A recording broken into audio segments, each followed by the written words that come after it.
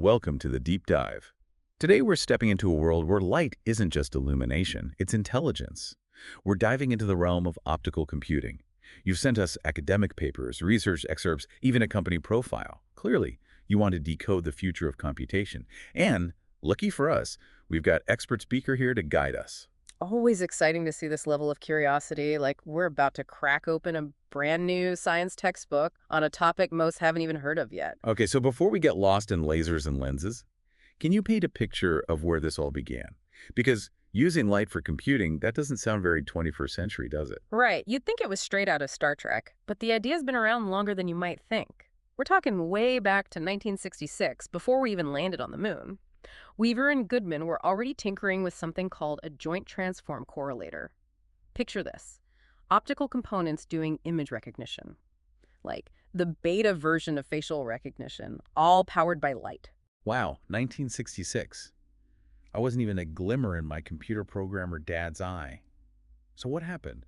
Why did electronics steal the spotlight if optical computing was already in the game? Well, back then, silicon was the new rock star. Transistors were shrinking, becoming cheaper by the minute, and way more reliable. Optical computing, on the other hand, was this intricate, finicky thing with bulky components. Ah, so it was the cool kid versus the geeky underdog story, and we all know how that usually goes. Exactly, but guess what? The geeky underdog is staging a comeback, and this time, it's packing some serious heat. Okay, now you've got my attention. What changed? Why is optical computing suddenly the talk of the town? Because the party's almost over for silicon's reign. We're hitting a wall. Electrons can only move so fast, and all that cramming is making our chips overheat, like a laptop running on a sunbed. Light, on the other hand? Well, light travels at, well, the speed of light. It can zip around without stepping on each other's toes, and sips energy like a dainty tea drinker. It's like we're realizing that good old reliable light might hold the keys to the future of computation.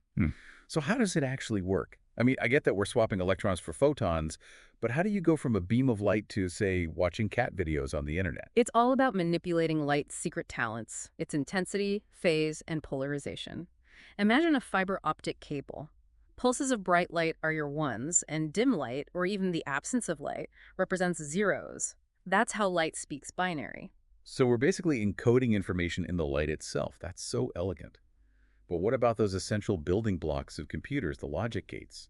You know, your A and Ds, ORs, NOTAs. How do you build those with beams of light instead of wires and transistors? Leave the wires and transistors at the door. We've got photonic crystals. Imagine a material so precisely structured that it can bend and shape light in mind-boggling ways. These crystals are our workshops, crafting the optical equivalents of A and D gates. Or R gates, the whole logical crew. It's like origami, but instead of paper, we're folding light itself. Okay, my mind is officially blown. So we've got data encoded in light, and we've got ways to manipulate that light to perform logical operations. You mentioned that the research explores different ways to build these optical computers, like blueprints for a light-powered future.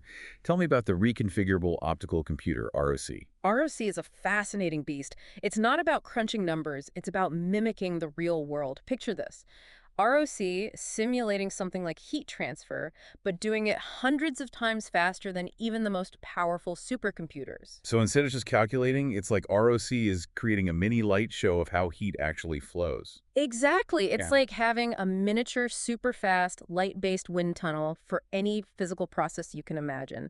And the coolest part, it uses these things called plasmonic components, which are so small that millions could fit on the head of a pin.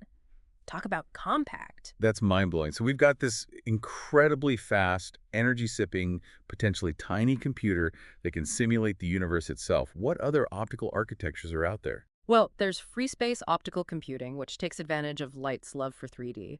It uses things called diffractive surfaces and metasurfaces to manipulate light. Those sound incredibly complex. Can you break them down for us? Think of a diffractive surface like a prism, splitting sunlight into a rainbow. But instead of just splitting, it can bend and sculpt light with incredible precision. Now, metasurfaces are like its super-powered cousins. Think of them like tiny antennas etched onto a surface, carefully designed to manipulate light in ways we couldn't achieve before. Okay, so these surfaces are like light whisperers, guiding photons to perform complex calculations. What are the advantages of letting light roam free in this way? It's all about parallelism. Light beams can crisscross and overlap without bumping into each other like those chaotic electrons. This makes free space optical computing perfect for processing massive images or tackling complex math problems in a snap. And here's the kicker. With the power of deep learning, we can train these surfaces to become even more specialized. It's like teaching light itself to solve problems. What's the catch? Well, free space optical computing is still a bit like a rookie athlete. Tons of potential, but needs more training to compete with those seasoned electronic veterans. So room for improvement, which is exciting in its own right. Are there any other optical architectures that have caught your eye? Absolutely. How about a computer that thinks in threes? The ternary optical computer, or TOC, throws the binary rulebook out the window. Instead of the world of zeros and ones, it's all about triplets of information. How does that even work? TOC uses light polarization to its advantage. Imagine light polarized, horizontally representing one state, vertically for another, and the absence of light for a third. This allows for more efficient data representation and processing. It's like upgrading from a 2-lane to a 3-lane highway of information. So more lanes, smoother traffic flow, got it. What's the advantage of this three-state system? TOC's strength lies in its parallel processing prowess. Picture this. TOC handling data with such speed and efficiency that it makes even the most powerful electronic computers look like they're stuck in rush hour traffic. Okay, that's impressive. So where's the bottleneck? Ironically, it's those same electronic components we're trying to move away from. They're still needed for certain tasks within TOC, and their speed limitations hold the whole system back. It's like having a supercar stuck behind a minivan. A supercar held back by a minivan. A tragic story we've heard far too often in the tech world. It seems like we're on the verge of something truly revolutionary, with those pesky electronic limitations holding us back. That's an astute observation, which is why the future might just lie in blending the best of both worlds. Imagine combining the raw speed and efficiency of light with the control and complexity of electronics. That's the power of hybrid systems. Hybrid systems, the best of both worlds. I like the sound of that. But let's take a closer look at how optical computing can be applied to one of the most talked about fields today, artificial intelligence. AI and optical computing, a match made in tech heaven. And at the heart of this beautiful friendship lies the concept of neural networks, which are designed to mimic the way our own brains process information. Neural networks, they're everywhere these days. But can you give me a crash course? Imagine a network of interconnected nodes, kind of like a giant web.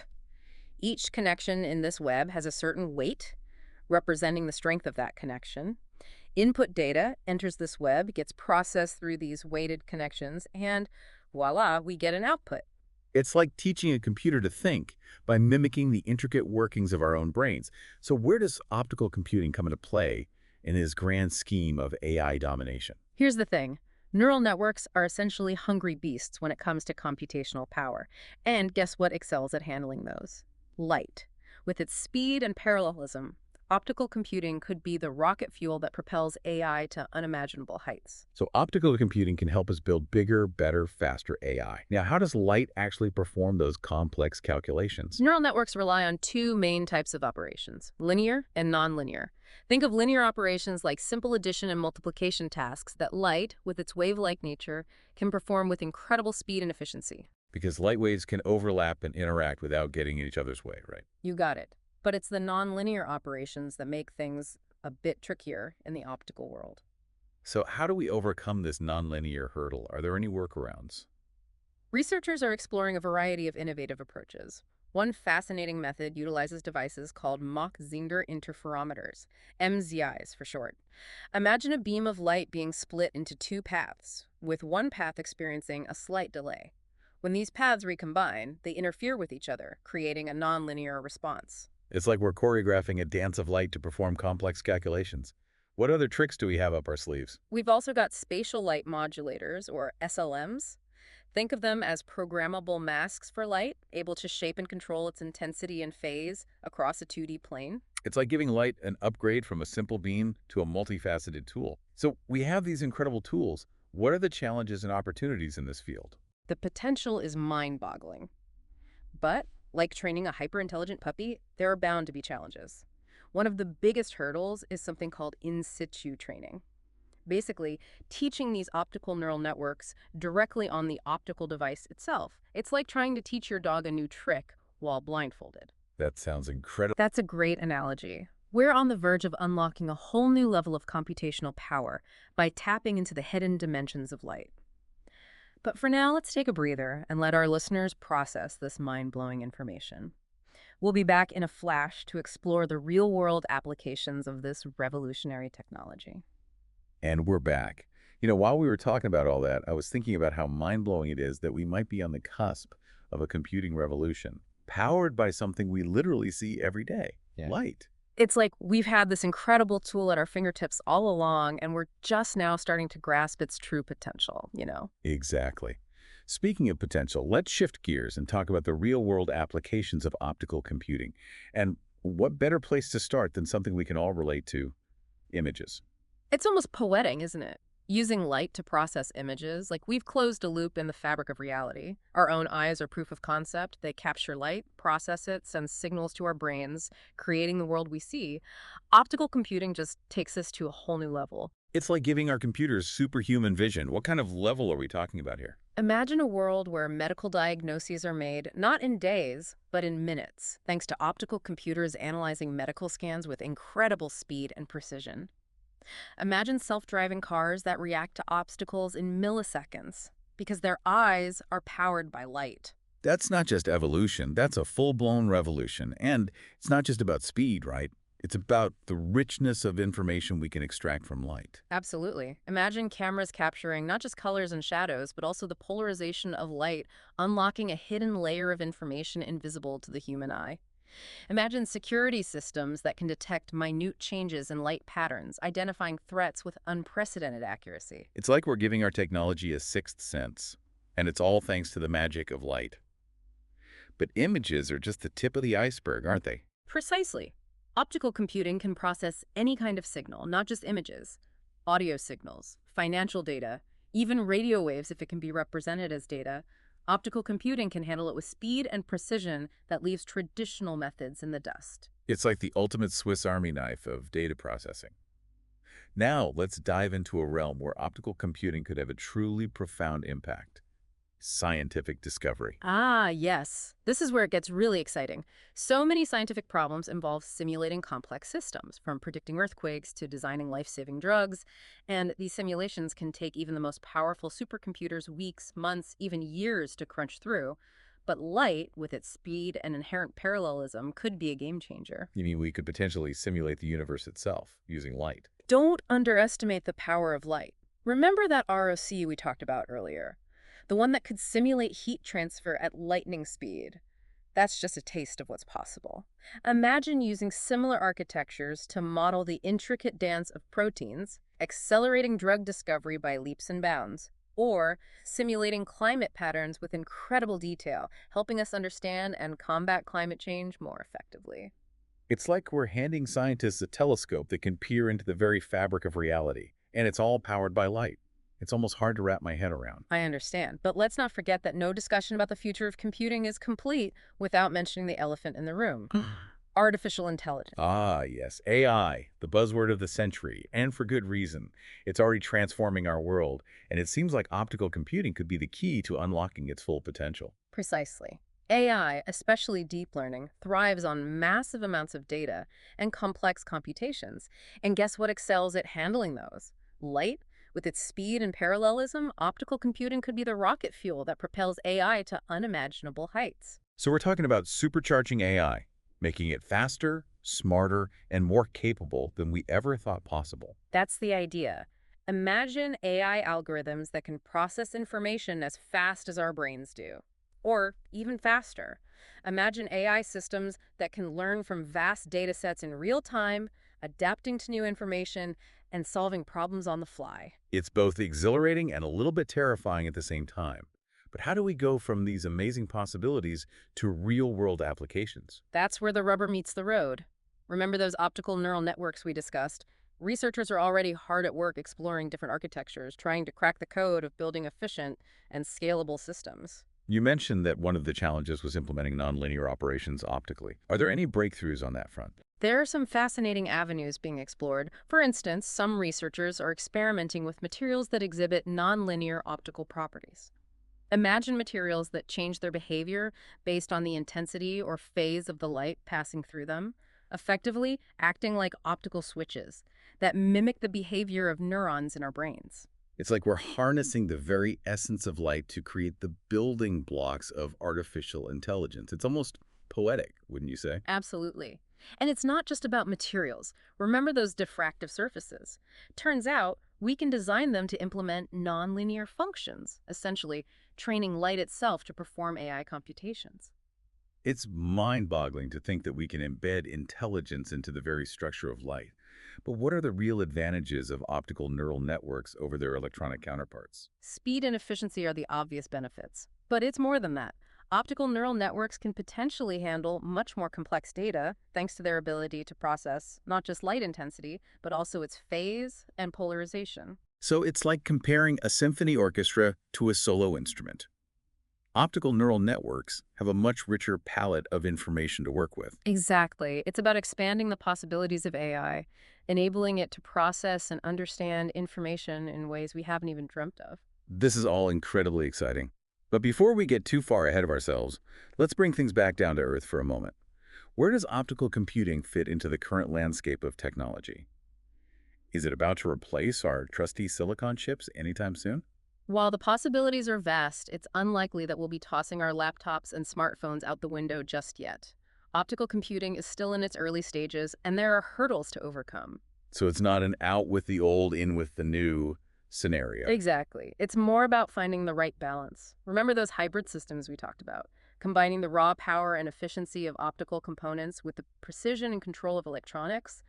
That's where the real magic happens. It's about creating a symphony of light and electricity, each playing its part to create something truly extraordinary.